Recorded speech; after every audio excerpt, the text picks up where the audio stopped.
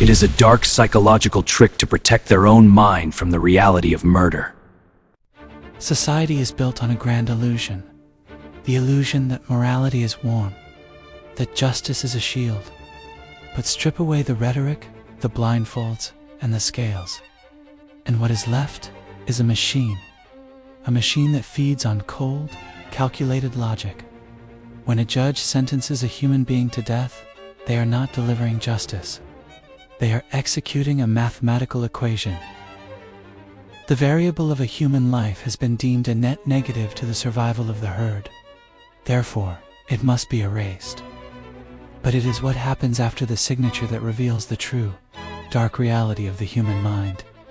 The judge takes the pen and snaps it. Why? It is not an act of anger. It is an act of absolute, ruthless psychological manipulation. To understand the broken pen, you must understand the dominance mindset required to rule over life and death. In the courtroom, the judge is not a man. He is the apex predator of the legal ecosystem. The pen is his weapon.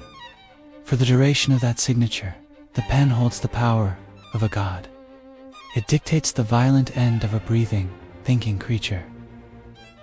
Once that purpose is fulfilled, the pen becomes an artifact of death. It has tasted blood. By breaking the pen, the judge establishes an unbreakable boundary. The logic is chillingly simple. This specific instrument was born for destruction, and so its life must end with the destruction it caused. It can never be used to write a mundane letter or sign a birth certificate. It is tainted. The system demands that the tools of death remain isolated from the world of the living. But there is a darker, more selfish reason. A survival instinct buried deep within the human psyche.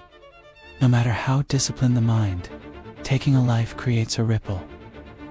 The human brain is hardwired for empathy, a biological flaw that manipulation psychology must constantly suppress. When a judge orders a death, the subconscious registers it as a murder. The guilt is a parasite. If left unchecked, it will consume the host. It will breed inner demons that shatter the cold logic required to rule. Breaking the pen is a psychological sleight of hand. It is a ritual of self-absolution. The judge subconsciously transfers the weight of the execution onto the object.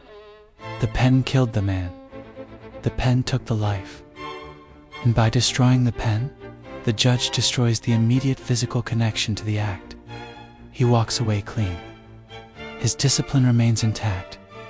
He has manipulated his own mind into maintaining its dominance, sacrificing a piece of plastic so that his soul does not fracture.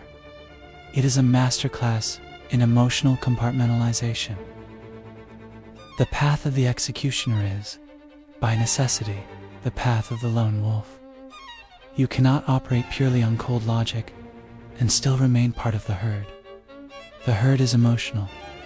The herd is weak. They demand executions, but they do not have the stomach to hold the pen. To be the one who snaps the nib is to accept absolute isolation. A judge who gives the death penalty understands the dark reality.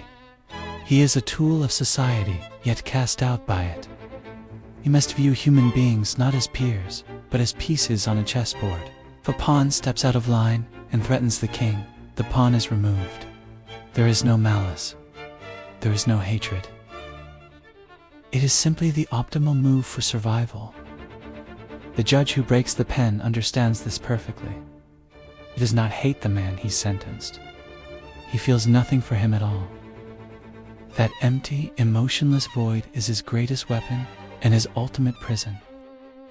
We like to believe that rituals in the courtroom are about honor, about tradition, but look closer through the lens of dark psychology. The breaking of the pen is a mechanism of survival. It protects the system from its own brutality. It allows men to play God, to extinguish life, and then go home to eat dinner with their families, entirely undisturbed by the ghosts they have created. It is the triumph of cold logic over human fragility. The ink dries. The pen breaks. A life is erased. and the lone wolf continues to walk in the shadows, burdened with the necessary ruthlessness that the rest of the world is too cowardly to face.